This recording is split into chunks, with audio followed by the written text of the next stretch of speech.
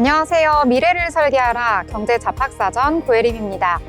벌써 금요일도 거의 다 지나가고 있습니다. 주말을 앞두고 두 분의 아나운서와 함께 경제 이야기 즐겁게 나눠보도록 하겠습니다. 오늘은 홍단영, 이가연 아나운서와 함께 하도록 하겠습니다. 안녕하세요. 안녕하세요. 네, 그럼 간밤에 미증시부터 확인하고 넘어가도록 하겠습니다. 자, 미국 증시 그저께는 분위기가 너무나도 좋았는데요. 어젯밤에는 조금은 좀 약세로 마무리되는 모습 나타났습니다. 뉴욕 증시는 3대 지수가 모두 하락을 하면서 마감을 했는데요. 아무래도 좀 차익 실현 매물이 쏟아지면서 주가가 약세를 보인 것으로 풀이가 되고 있습니다.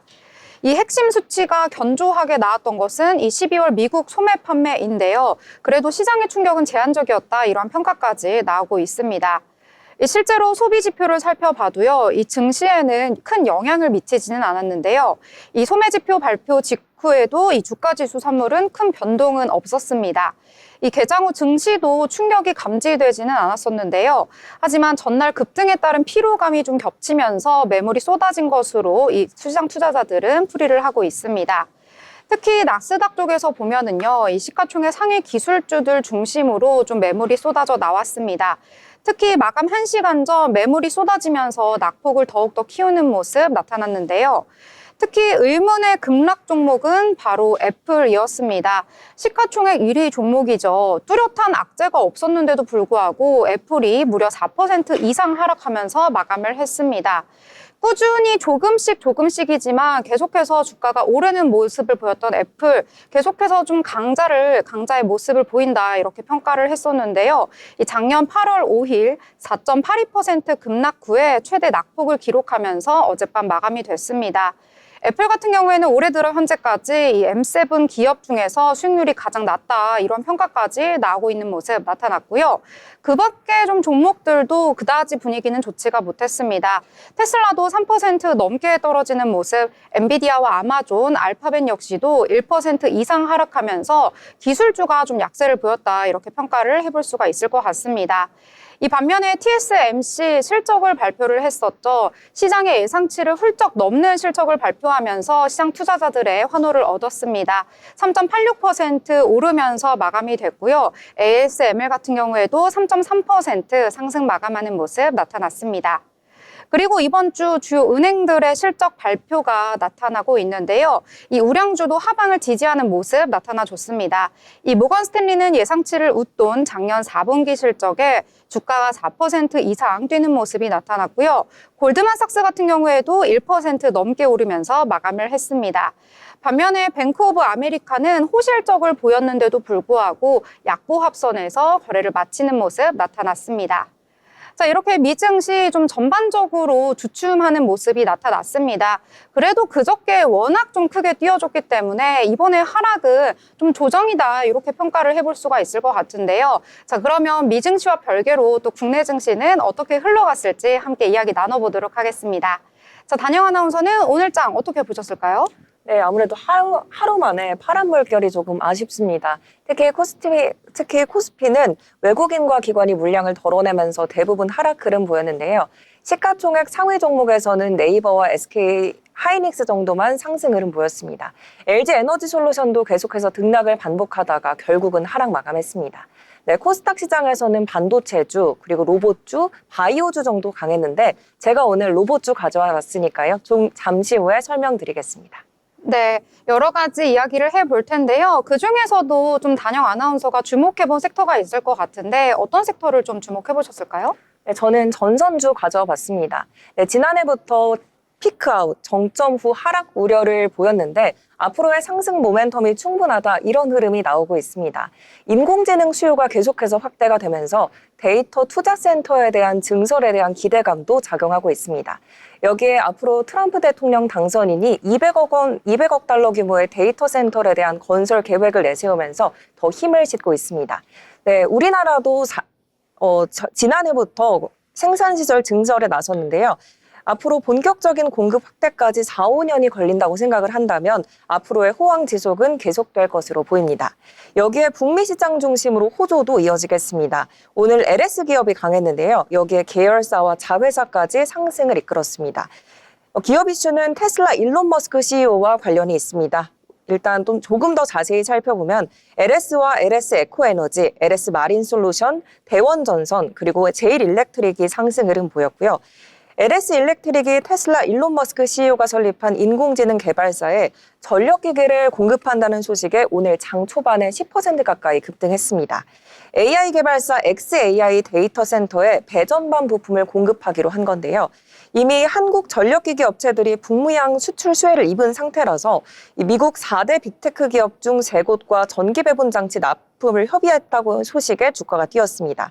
현재는 최종 품질 검증 작업을 하고 있는 상태고 계약이 성사가 된다면 올 하반기부터 매년 2천억 원에서 3천억 원어치를 수년간 납품할 것으로 예상을 하고 있습니다.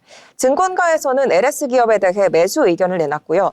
전력기기는 3분기 계절성 이슈가 소멸되면서 다시 회복하고 있다면서 앞으로의 매출과 영업이익도 긍정적으로 보고 있습니다. 네, 오늘 전선과 관련된 이런 업종들 봐주셨습니다. 특히 LS 그룹주 오늘 전반적으로 강세를 보였는데요. 이 미국의 빅테크 기업과 함께 좀 협업을 한다는 소식이 전해지면서 LS 그룹주 전체 모두 좀 강한 상승을 보여주는 모습 나타나줬습니다. LS를 포함해서 LS 머트리얼즈, LS 에코에너지, LS 전선, 증권까지 일제히 좀 상승하는 모습을 보여줬는데요. 앞으로의 주가 추이도 함께 지켜보도록 하겠습니다. 자, 그러면 또 다른 내용들 함께 살펴보려고 하는데요. 자, 가연 아나운서는 어떤 내용에 주목을 해보셨을까요? 네, 저는 오늘 원전주를 가져왔습니다. 한국 수력 원자력과 미국 웨스팅하우스의 지식재산권 분쟁 절차가 종결됐다는 소식이 전해지면서 투자자들의 관심이 모이기 시작했는데요. 한수원과 한전, 웨스팅하우스는 그 웨스팅하우스의 지분을 갖고 있는 캐나다 해결료 회사 카메코와 함께 미국에서 협상 타결을 공식 선언할 계획이라고 하는데요. 그간 한수원과 웨스팅하우스의 지적재산권 분쟁은 2022년부터 이어진 한수원과 웨스팅하우스의 오는 3월에 예정된 체코 두코바니 신규 원전 최종 수주의 최대 걸림돌로 여겨졌었습니다. 그런데 이제 한수원과 웨스팅하우스가 지재권 분쟁을 해결함에 따라서 향후 한수원이 우선 협상자 대상자로 선정된 체코 신규 원전 수출 계약에도 긍정적인 영향을 미칠 전망이라고 합니다. 제니퍼 그랜홈 미국 에너지부 장관도 성명을 내고 이 합의에 대해서 민간 원자력 분야에서 수십만 개의 일자리를 만들어내고 유지하면서 수백억 달러의 상당의 협력 사업을 추진할 수 있는 길을 여는 우수한 성취라고 언급했고요. 이어 미국과 한국의 민간 원자력 에너지 협력은 가장 높은 비확산 기준을 준수하고 세계 시장에서 매우 경쟁력 있는 대안을 제시할 수 있다고 했는데요. 아울러 트럼프 2기 에너지부 장관 지명자가 미국의 에너지 지배력을 강화를 위한 상업 원전 활성화를 주장했습니다. 이에 따라 오늘장 한신기계, 서전기전, 한전사업 등 원자력 발전 테마가 상승했습니다. 네, 관련된 내용들 저희가 좀 지속적으로 전해드렸는데요. 오늘 장에서도 한 번 더 부각을 받으면서 원전 관련주들 강세를 보이는 모습 나타났습니다. 이 지적재산권과 관련된 분쟁이 종료는 됐는데요. 이에 대해서 좀 평가는 좀 엇갈리더라고요. 이제 좀 청신호가 걸린 것이 아니냐 해서 좀 수출도 잘 되고 우리 기업들이 수혜를 받을 수 있다라는 의견이 나오는 반면 그런데 이제 미국의 기업과 좀 나눠 먹기를 하는 것이 아니냐, 좀 큰 파이를 나눠가지고 서로 윈윈처럼 보이지만 결국에는 각자의 좀 이익을 챙기는 이러한 전략을 내놓은 것이 아니냐 하는 의견도 있어가지고요. 각자의 판단에 따라 이 사건을 보시면 되지 않을까 이렇게 생각해 봅니다. 자, 그러면 또 다른 내용들 함께 이야기해 보려고 하는데요. 저희가 이제 또 연휴를 앞두고 있어서 이쪽이 좀 강세를 보이는 것 같습니다. 바로 어디죠? 네, 바로 항공주입니다. 설 연휴가 이제 2주도 남지 않았습니다. 화수목 연휴에 27일까지 임시 공휴일로 지정이 되면서 토요일부터 하면 6일을 쉴 수가 있는 건데요. 혹시 계획 있으신가요? 계획은 아무래도 좀 집에 누워서 휴식을 취해야 할 것 같습니다. 저도 여행 계획이 있기는 한데 아직 확정되지 않아서 지금 네. 항공편을 계속 구경하고 있어요. 오, 네. 그러면은 이렇게 여행을 계획하시는 분들도 있고 좀 집에서 좀 푹 쉬어야겠다 이렇게 계획하시는 분들도 있을 텐데 아무래도 좀 연휴가 길다 보니 항공주가 강세 흐름 보이고 있습니다. 올해 1, 2월 국내 여행 예약률만 해도 전년 동기 대비 25%가 늘어났고요. 항공뿐 아니라 천일고속이나 동양고속같이 고속버스 회사들도 주가 올랐습니다. 대한항공 개별 이슈도 짚고 가겠습니다. 한국투자증권은 오늘 대한항공이 원달러 환율 상승에도 불구하고 역대급 실적을 보일 것이다 이렇게 예상했습니다. 투자 의견은 매수로 유지했고요. 여기서 효자 노릇은 항공 화물이 톡톡히 노릇했습니다. 대한항공의 올해 별도 영업이익은 전년 대비 12% 증가한 2조 1천억 원, 아시아나항공 실적이 더해진 연결 기준으로는 2조 8천억 원까지 늘어날 것이라고 봤고요. 또 미주와 비즈니스, 화물 등 대형 항공사 고유의 영역에서 초호황이 이루어지고 있기 때문이다. 이렇게 분석을 하고 있습니다. 또 델타항공이 신고가를 기록한 것도 대한항공에는 호재로 볼 수가 있는데 아무래도 미국 항공 수요가 좋을 것이다. 이렇게 분석해 볼 수 있고 이 중에서 아시아로 오는 수요는 대한항공의 몫이기 때문에 조금 더 긍정적으로 작용했습니다. 한국투자증권은 운송업종 최선호주로 대한항공을 뽑았습니다. 네, 항공주 봐주셨습니다. 좀 항공 같은 경우에는 요즘에 환율도 좀 오르고 있고 그다음에 화물을 실어 나르는데 좀 운임이 비싸다고 해요. 이런 것과 관련해서 좀 주가가 오르는 측면도 있었는데요. 또 이제 설 연휴에 임시 공휴일까지 겹치면서 황금 연휴라고 하잖아요. 그래서 많은 분들이 긴 연휴에 좀 비행기 타고 해외로 좀 가볼까 하는 분들이 많으신 것 같습니다. 그래서 좀 관련된 종목들 올랐던 것 같은데요. 앞으로 또 계속해서 어떻게 될지 지켜보도록 하겠습니다. 자, 이렇게 미증시와 국내 증시 전체적으로 이야기 나눠봤습니다. 저희와 계속해서 함께 하시면서 미래를 위한 전략과 포트 함께 만들어 나가시길 바라겠습니다. 더불어 본 방송에서 제공하는 정보는 투자 판단을 위한 조언일 뿐 해당 종목의 가치, 상승과 하락에 대해서는 보장하지 않습니다.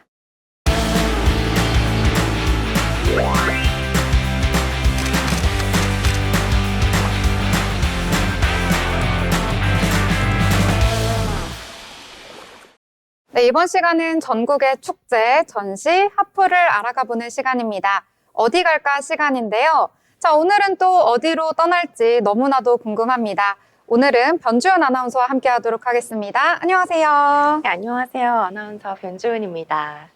네, 최근 겨울에 즐길 수 있는 축제들이 많이 열리고 있는데요. 이 12월에는 저는 1월보다 더 추운 느낌이 들더라고요. 그런데 추운 겨울에는 이한치한이라는 말도 있죠. 그래서 오늘 여러분에게 제대로 된 겨울왕국을 소개해 드리려고 합니다. 이 바로 가평에서 열리는 2025 윈터 원더 남이 아일랜드 축제인데요.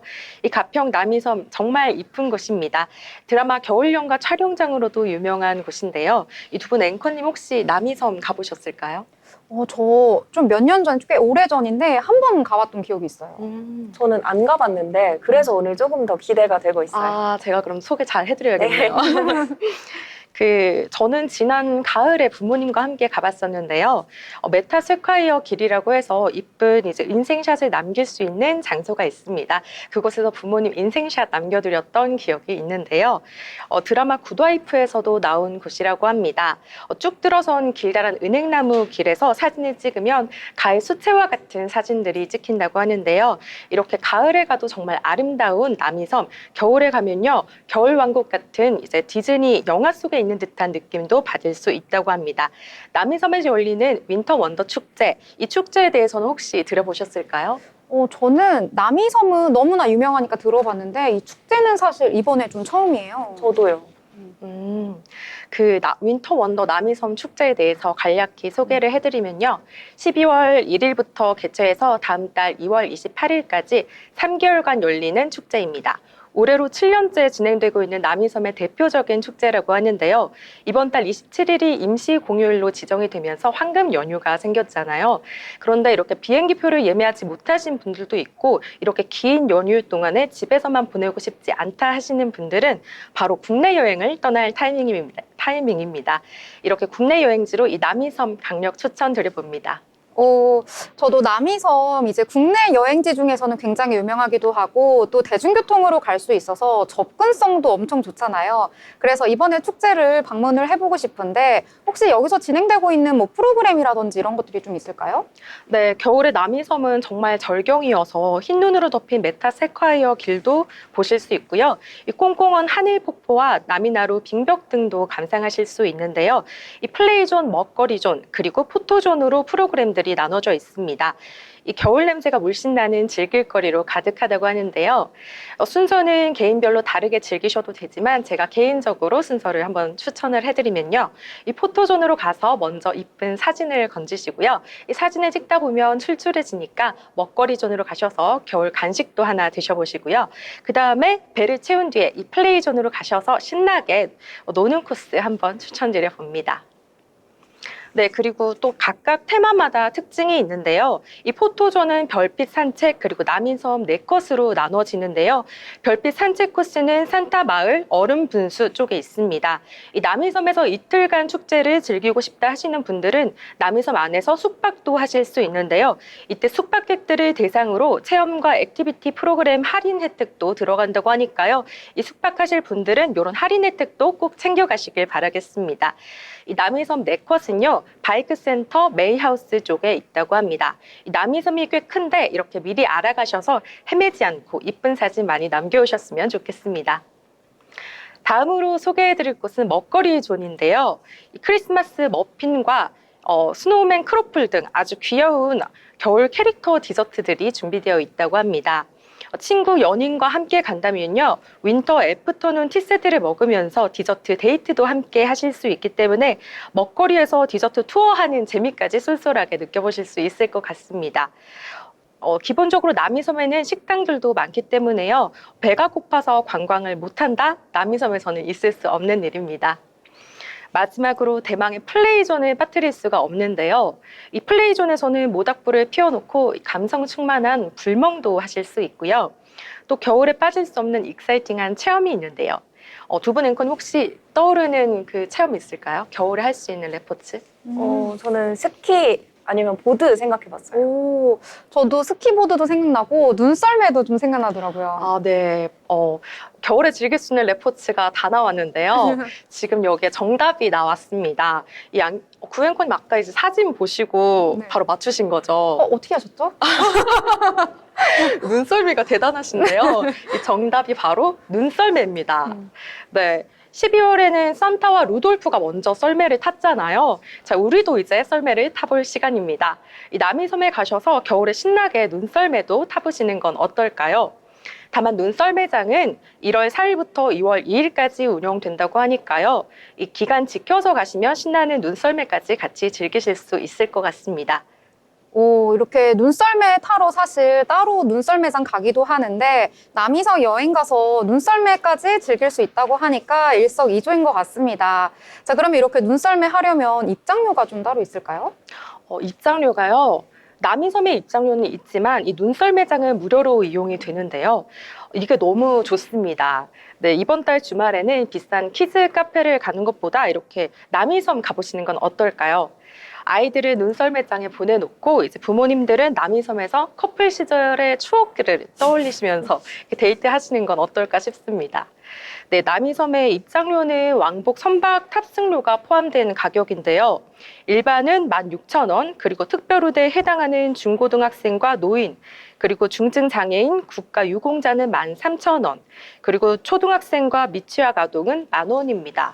네, 이때 특별 우대에 해당하시는 분들은 이 학생증, 장애인 복지카드 등 증빙 서류를 꼭 지참하셔야 한다는 점 유의하시기 바라겠습니다. 또 합리적으로 구매하실 수 있는 꿀팁도 하나 드리면요. 인터넷에 남이섬 할인 입장권이라고 검색을 하시면 다양한 입장료 할인 사이트가 나오는데요. 여기서 미리 티켓을 구매해 가시면 더 저렴하게 가실 수 있습니다. 저는 약간 입장료가 무료라고 하니까 더 좋게 느껴지더라고요. 뭔가 입장료도 내야 된다면 이중으로 내야 된다는 약간 불안감이 있는데 그래서 좀 더 가보고 싶은데 혹시 축제 찾아가는 길은 어떻게 될까요? 네, 축제 찾아가는 길 제가 알려드릴게요. 네, 남이섬은 입구까지만 가시면 이제 선박을 타고 섬으로 들어가기 때문에 이 남이섬 쪽으로만 가시면 되는데요. 먼저 자가용으로 가는 방법도 있고 대중교통으로도 갈 수 있는 도심 속의 여행지입니다. 이 전철에서는 가평역에서 내려서 가시면 되고요. 이 서울에서는 남이섬을 가는 직행 셔틀도 있습니다. 이 홍대역과 명동역 그리고 동대문 역사문화공원역에서 8시에서 9시 사이에 운영되는데요. 이 역마다 시간이 다르니까요. 꼭 잘 알아보시고 한 번에 직행 셔틀을 이용하시면 편하게 가실 수 있을 것 같습니다. 네, 이렇게 남이섬 잘 찾아가셔서 재미난 축제 즐기고 오시면 좋을 것 같습니다. 네, 이번 연휴에 남이섬에서 반짝이는 눈과 함께 동화 같은 추억 만들고 오시면 어떨까요? 지금까지 춘천의 겨울철 대표 축제 남이섬 윈터원더 축제에 대해서 소개해드렸습니다. 네, 이렇게 남이섬까지 가는 직행 셔틀까지 있다고 하니까 더욱더 편하게 방문을 할 수 있을 것 같습니다. 저도 눈썰매 타러 한번 가봐야겠는데요. 이렇게 즐거운 소식 전해주신 변주연 아나운서 감사합니다.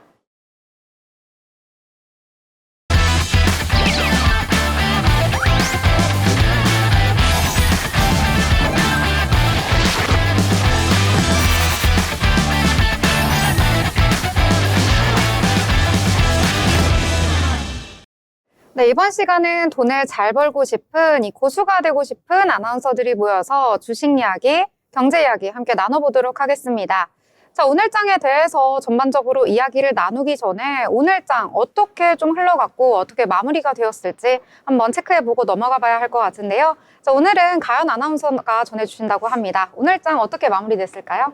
네, 마감 시황 살펴보겠습니다. 국내 증시 양지수 모두 하락했습니다. 간밤에 뉴욕 증시가 부진하기도 했고 어제장 양지수 모두 워낙 많이 올랐던 영향도 있지 않았나 싶은데요. 코스피, 코스닥 지수부터 먼저 살펴보겠습니다. 먼저 코스피 지수 0.16% 하락한 2523.55에 거래를 마쳤습니다. 코스피 지수 오전에는 장이 진행될수록 낙폭을 조금 더 키우는 모습이었는데요. 오후장에는 회복하는 모습을 보이면서 장 마감했습니다. 코스닥 지수 살펴보겠습니다. 코스닥 지수는 전장 대비 0.06% 상승한 724.69에 상승 마감했는데요. 코스닥 지수 0.16% 내린 723.05로 출발한 뒤 낙폭을 만회하고 장중에는 약보합으로 전환하면서 코스닥 지수 상승한 모습 보였습니다. 수급 주체들 움직임 확인해 보겠습니다. 코스피가 외국인과 기관의 매도세에 힘을 쓰지 못했습니다. 개인은 2,894억 원 사자세를 보였고요. 외국인은 2,384억 원, 기관은 1,300억 원 매도했습니다. 코스닥으로 넘어가 볼까요? 외국인은 매도세를 보였습니다. 764억 원 매도세를 보였고요. 개인은 649억 원, 기관은 258억 원 매수세를 보였습니다. 코스피 시가총액 상위 종목 살펴보겠습니다. 코스피 시가총액 상위 종목 SK 하이닉스와 네이버 제외한 대부분의 종목들이 하락했는데요. 삼성전자는 1.1% 하락한 53,700원에 마감했습니다. SK 하이닉스는 2.14% 상승한 21만 4,500원에 거래를 마쳤습니다.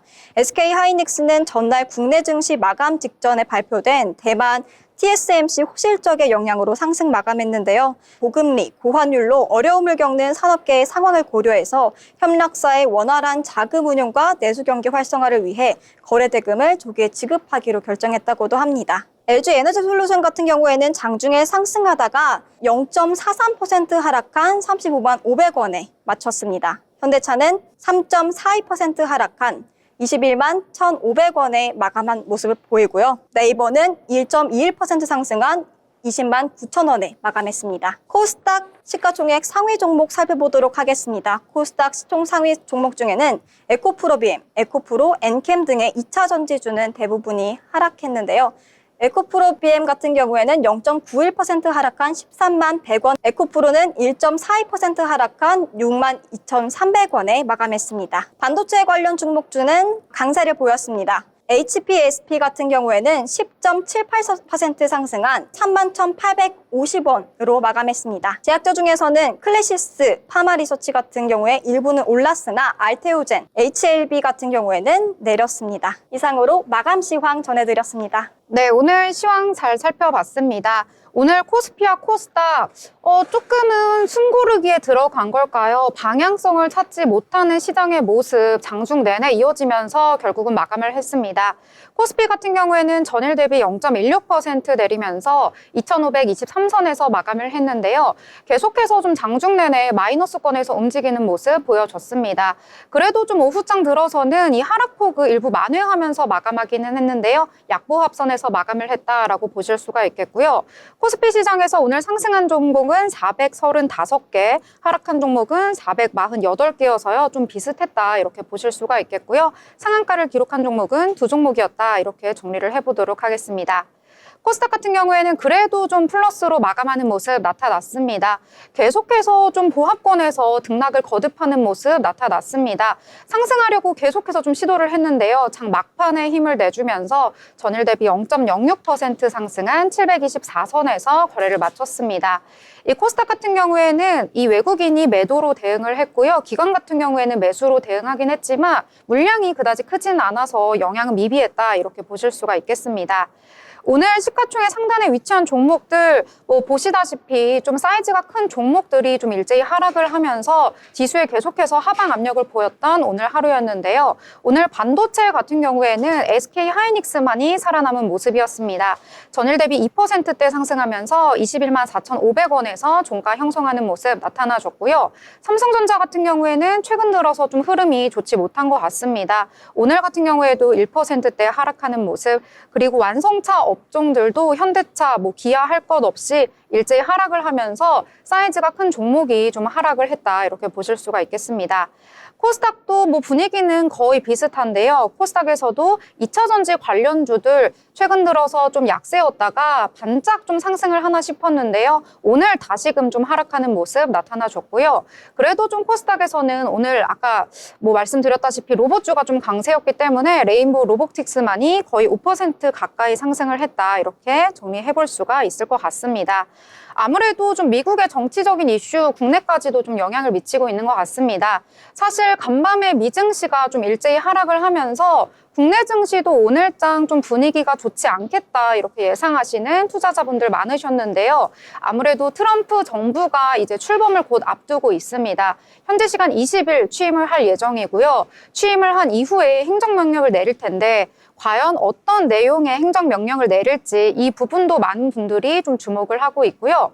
트럼프 정부 같은 경우에는 관세 정책이라든지 아니면 이민자 정책과 관련해서 어떠한 내용을 내놓을지가 지금 주목이 되고 있는 상황 속에서 이 관련된 기업들과 주가에는 어떠한 영향을 미칠지도 많은 분들이 지금 관심을 갖고 있는 것 같습니다. 자, 그러면 오늘장 좀 방향성을 찾기가 어려운 장이었지만요. 그래도 올랐던 테마도 있고 좀 내렸던 테마도 있는데요. 어떤 이유에서 올랐고 내렸는지 함께 이야기 나눠보도록 하겠습니다. 자, 단영 아나운서는 오늘장에서 어떤 테마에 좀 주목을 해보셨나요? 네, 저는 두 아나운서님께 좀 질문을 하고 싶은데요. 이제 트럼프 대통령 당선인이 다음 주면은 취임을 하게 되는데 그렇게 해서 주목받는 주들이 굉장히 많이 있습니다.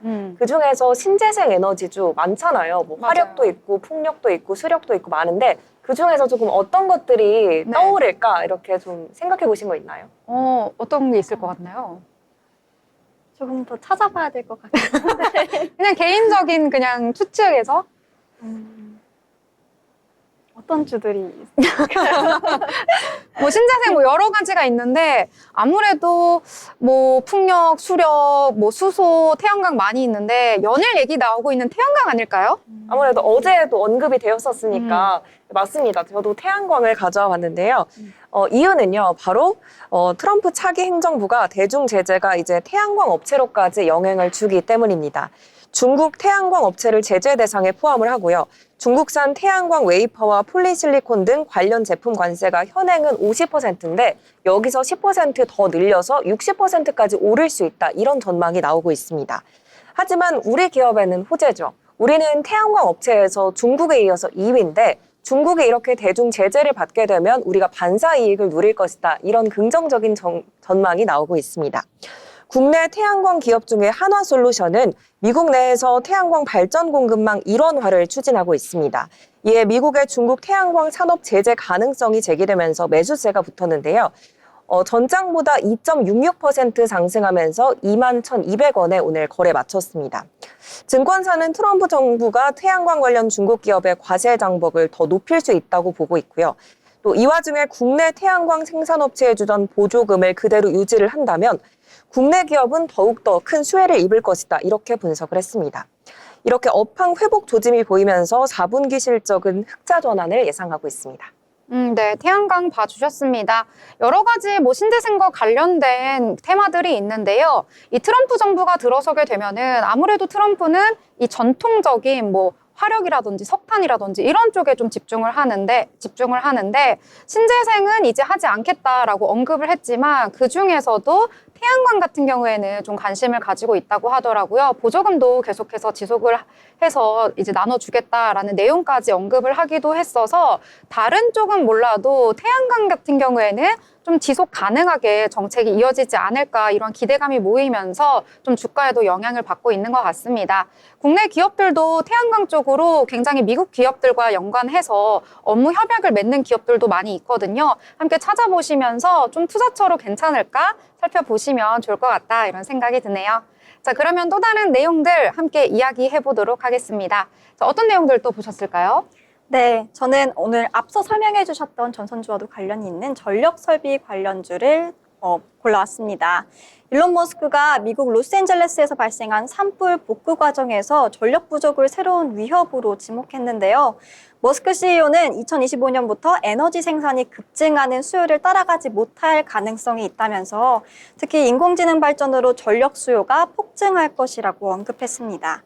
이어 이토록 짧은 시간 안에 기술이 이렇게 빨리 발전하는 것은 처음이라며 반도체 부족은 지나갔지만 AI와 전기차의 폭발적인 성장으로 세계는 이르면 내년 전기와 변압기 공급 부족에 직면할 수 있다고 전망을 하면서요. 전력 설비 수요가 급증할 것이라는 예상이 나오면서 이 종목이 강세를 보였습니다. 변압기와 전력력 케이블 등 송전선 관련 업체들은 미국의 노후화된 전력망 교체와 재생에너지 발전 용량 확대, 그리고 인공지능 기술 수요 확대 등 기본적으로 탄탄한 펀더멘털에 최근 미국 LA 산불 피해 복구까지 기대감이 더해지면서 급등세를 보인 것입니다. 관련주 내에서는 한전산업이 최고가 12,900원대까지 20% 넘게 급등하면서 오늘장 16.44%에 마감한 11,830원에 거래를 마쳤습니다. 네, 이렇게 전력 설비와 관련된 내용 봐주셨습니다. 변압기라든지 이쪽으로도 계속해서 최근 들어 수급이 몰리고 있으면서 좀 잘 나가고 있다라고 보실 수가 있겠는데요. 관련된 종목 몇 개를 추가로 한번 말씀드리도록 하겠습니다. 이 LS와 관련해서도 좀 주가가 잘 나오고 있기 때문에 이 부분도 한번 살펴보시면 좋을 것 같고요. 이 밖에도 LS 일렉트릭을 비롯해서 다른 종목들도 함께 살펴보시면 좋을 것 같습니다. 자, 이렇게 또 다른 내용들 함께 살펴보려고 하는데요. 저는 간만에 좀 떠오른 테마가 있어서 언급을 해드리려고 합니다. 이 테마 같은 경우에는요, 언제 이렇게 또 우리 장에서 주목을 받았나라고 살펴보니까요, 저희 계엄 사태 이후에 탄핵 소추안이 발의가 되면서 정권이 좀 교체될 것이다 라는 기대감과 함께 새 정부가 들어서면은 발표가 될 정책과 관련해서 일자리라든지 출산이라든지 이런 쪽이 좀 강세를 보였던 적이 있는데요. 그 이후로는 꽤 오랫동안 잠잠했었는데 오랜만에 좀 다시금 강세를 보였습니다. 바로 일자리와 취업과 관련된 종목들이 좀 일제히 상승하는 모습이 나타났는데요. 이 서울시가 발표를 한 정책 내용들이 있습니다. 역대 최대 규모인데요. 2.7조 원의 일자리 예산을 투입하겠다라는 소식이 전해졌습니다. 아무래도 우리 사회에서 오랫동안 좀 앓고 있는 사회적 문제다라고 볼 수가 있는 일자리, 이 부분에 대해서 서울시가 좀 이렇게 예산을 투입을 해서 좀 해결을 하기 위한 노력을 하겠다라고 밝힌 건데요. 올해 직간접 일자리 41만 개를 만든다는 내용을 담긴 일자리 대책을 발표를 했습니다. 일단 41만 개 일자리 가운데 한 80% 정도는요, 이 33만 개 일자리를 상반기 내에 공급을 하겠다라고 밝혔습니다. 거의 90% 가까이 이 상반기에 마무리를 한다고 하니까 의지가 꽤 크다 이렇게 볼 수가 있겠는데요. 간접 일자리로는 청년 취업 사관학교, 그다음에 민간형 매력 일자리, 여성 취업 알선 활동 강화, 청년 인턴 직무 캠프 이런 것들을 공급을 해서 좀 취업을 할 수 있는 취업 쪽으로 잘 나아갈 수 있도록 있도록 좀 발판을 마련하겠다라는 내용을 밝히기도 했는데요. 또 서울시는 중견 중소기업 퇴직자 500명을 대상으로 컨설팅을 한다고 합니다. 그래서 기존에 다니고 있던 기업에서 그만둔 이후에도 혹은 기존에 다니고 있던 직업에서 좀 점프를 하겠다라고 한다는 그런 청년들이 있다면 이분들을 위한 컨설팅을 한다고 해요. 그래서 이직을 좀 지원하겠다라는 내용을 밝혔다고 하고요. 그리고 기존에 좀 사업장이 있었는데 만약에 폐업을 했다라고 한다면 새롭게 취업을 원하는 소상공인 200여 명에게 지역 훈련과 이 취업 연계 서비스를 지원할 예정이다라고 밝혔는데요. 이와 관련해서 좀 작은 종목들인데 좀 일제히 오늘장에서 강세를 보였습니다. 물론 장 초반에 강세를 보였다가 후반 들어서 힘이 좀 빠지면서 윗골이 달고 내려오는 모습 나타났는데요. 오늘 같은 경우에는 대성창투 4%대 강세 보였고요. 윌비스라든지 오픈롤, 윈티드랩까지 이 밖의 종목들 좀 일제히 오늘장에서 오랜만이지만 상승하는 모습 보였다. 이렇게 정리를 해볼 수가 있을 것 같습니다. 자, 이렇게 또 다른 내용들 함께 알아보려고 하는데요. 자, 또 다른 내용, 단영 아나운서는 어떤 내용에 좀 집중을 해보셨을까요? 네, 저는 이번에는 로봇주에 집중을 해봤는데요. 혹시 요즘 로봇 정말 다양하게 많이 나오는데 이런 로봇이 있었으면 좋겠다 하고 생각하신 거 있나요? 저는 이제 매일 아침에 씻을 때 내 몸을 씻겨주고 머리를 감겨주는 그런 로봇이 있으면 너무 좋겠다. 왜냐면 잠에 깨서 몸이 아직 이렇게 뭔가 활성화가 안 됐다고 해야 되나? 그런 느낌이 드는데 그때 누가 나를 좀 씻겨줬으면 좋겠다. 이런 생각이 좀 듭니다. 맞아요. 예전부터 뭐 화장 시켜주는 혹은 화장 지워주는 이런 거 나왔으면 좋겠다고 표현이 나왔었는데 혹시 또 가연 아나운서님은 어떤 게 필요하신가요?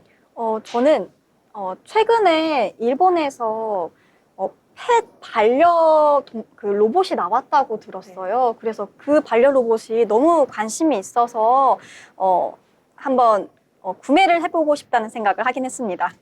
반려동물 관련해서 관심이 되게 많으신가 봐요. 네, 맞아요. 그러니까 로봇인데 그러니까 강아지 로봇이라는 거죠? 로봇인데 키울 수 있는 그런 귀여운 로봇이 있더라고요. 밥도 그럼 먹나요?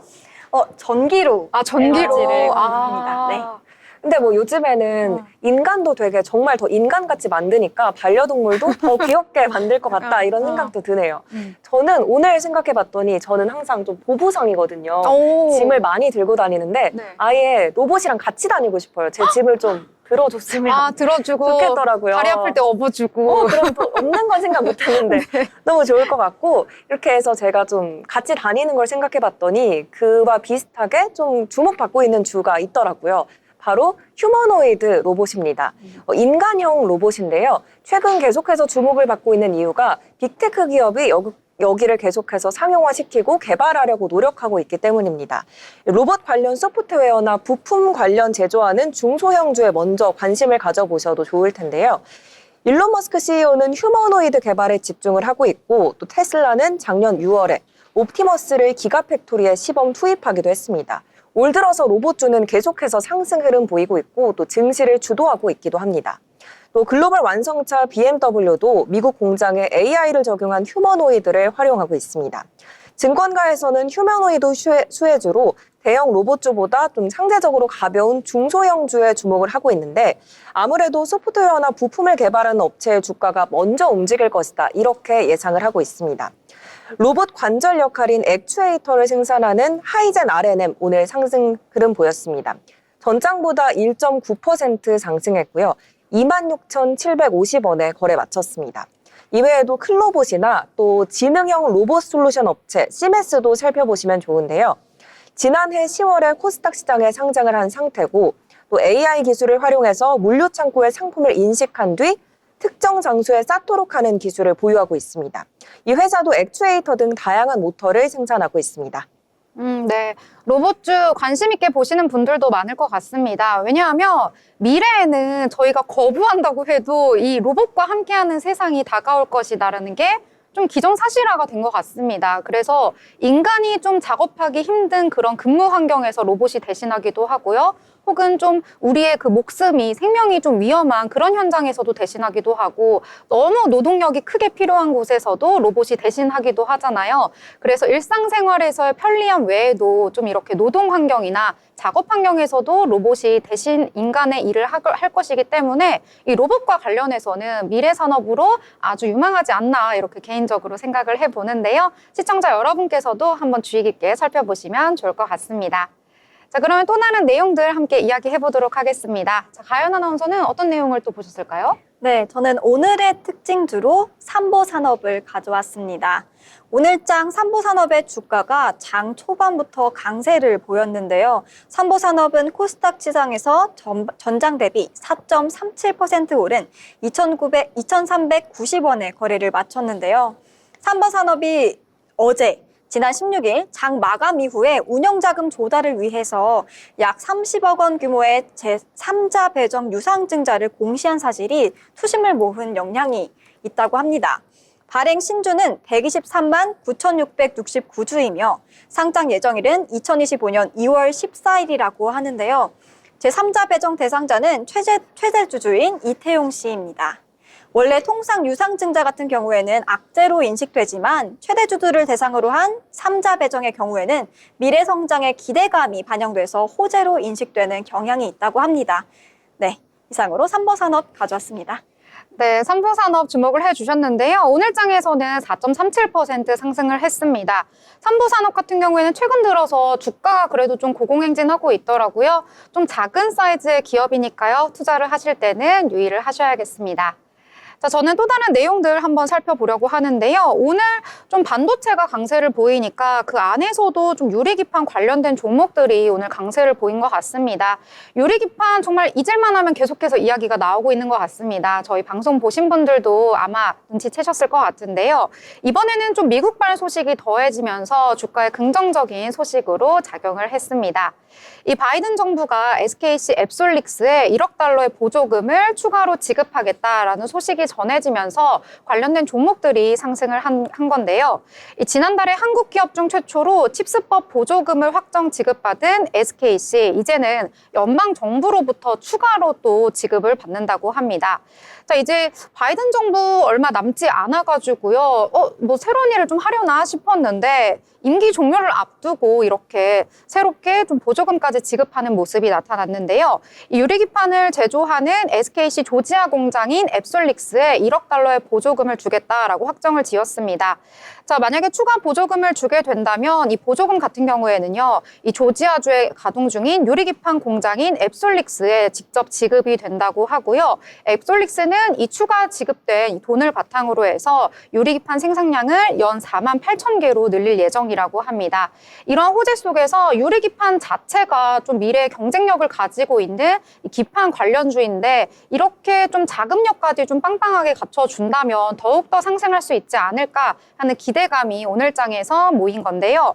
피롭틱스 같은 경우에는 오늘 16%대 강세를 보였고요. YC캠도 11%대 강세를 보였습니다. 그리고 주인공은 오늘 좀 그렇게 큰 폭의 상승은 아닌 것 같습니다. 그럼에도 불구하고 오늘 전체적인 장이 좀 약세였기 때문에 SKC는 장 막판에 조금 더 탄력을 받으면서 9.4%대 강세를 보였다라고 보실 수가 있겠습니다. 뭐 유리기판 기존에 말씀드렸다시피 플라스틱 기판보다 훨씬 더 표면이 매끄럽고 그리고 더욱더 좀 설계를 촘촘하게 할 수 있다는 장점 때문에 언젠가는 모든 반도체 회사들이 이 기판을 유리기판으로 바꿀 거거든요. 그래서 유망한 산업이니까요. 함께 살펴보시면 좋을 것 같습니다. 자, 그러면 또 다른 내용들 함께 이야기해 볼까요? 자, 단영 아나운서 어떤 내용을 우리 이야기해 볼까요? 네, 반도체 짚어주셔서 저도 반도체 설명드리려고 하는데요. 아무래도 반도체에서 유리기판이라는 약간 나무 정도인 요소에 보셨다면 저는 한번 크게 숲을 짚어보겠습니다. 이번에도 SK 하이닉스가 세계 최초 타이틀을 가져갔습니다. 10나노급 6세대 미세 공정을 적용한 디램을 오는 2월 세계 최초로 양산한다는 소식이 전해졌는데요.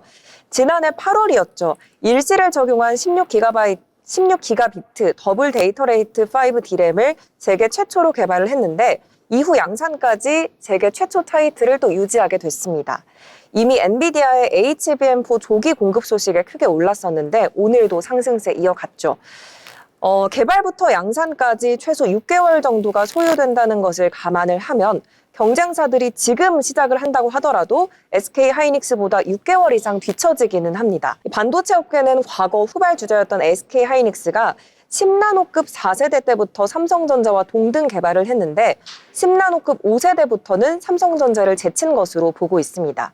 오늘 시장 보겠습니다. 2.14% 전장보다 올랐고요. 21만 4,500원에 거래 마쳤습니다. 이제 반도체 업계는 10나노급에 들어서면서 D램 기술 난이도가 점점 더 높아졌습니다. 근데 이제부터는 명칭이 조금 달라져서 그 명칭에 대해서 조금 언급 드리도록 하겠습니다. 선폭을 구체적으로 이제 숫자 대신 알파벳 기호나 세대로 호칭을 하고 있는데요. 10나노급 D램 공정 기술은 1세대 1X라고 불리고 2세대는 1Y, 그리고 3세대는 1Z, 4세대는 1A로 불리고요. 5세대 1B, 그리고 6세대는 1C로 개발 중입니다. 이렇게 세대가 높아질수록 선폭이 좁아지는데 선폭이 좁아질수록 웨이퍼 한 장에서 나오는 D램 생산량은 늘어나게 됩니다. 1C에 가까워질수록 공정 난이도가 기하급수적으로 높아지는 상태입니다. 관련주 내에서는 PSK 홀딩스가 오늘 상승 흐름 보였습니다.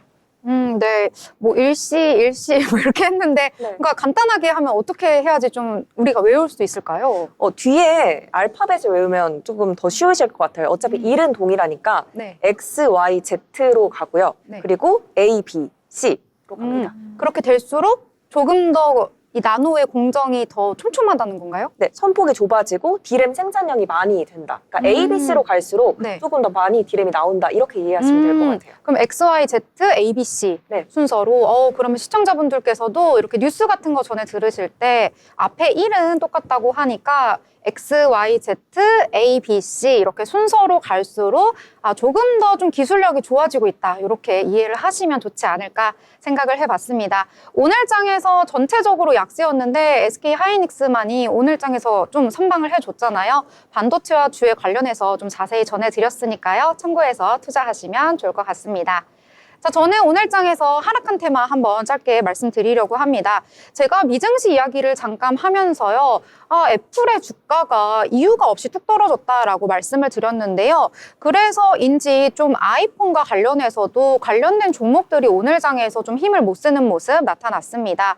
애플이 4%대 하락을 했다고 했잖아요. 그리고 중국 내에서도 아이폰 판매가 부진하다 이런 소식까지 전해지면서 좀 아이폰 관련된 종목들 오늘 좀 약세를 보였습니다. 지난해 애플의 중국 시장 스마트폰 출하량이 17%가 줄었다라고 전해졌는데요. 판매 1위 자리를 내줬습니다. 이 저가형 스마트폰 업체인 비보가 이제 점유율 1위를 차지했다고 합니다. 아무래도 중국 쪽에서는 좀 저가형 제품들이 잘 나가는 경향을 보이고 있는데요. 고가형 제품을 내놓는 화웨이도 그래도 2위를 차지했고요. 또 애플은 3위까지 밀렸다 이런 소식이 전해졌습니다.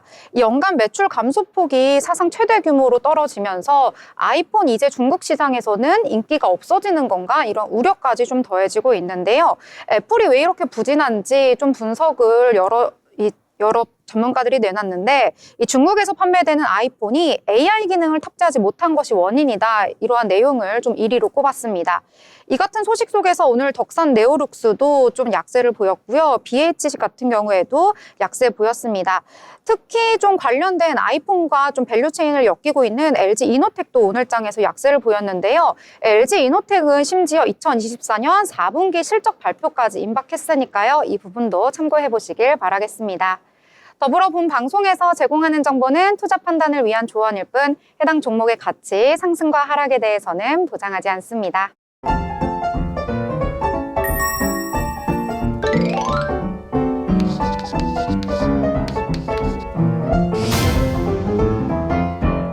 네, 오늘 장에 대해서 여러 이야기 나눴는데요. 한 줄로 정리해 보도록 하겠습니다.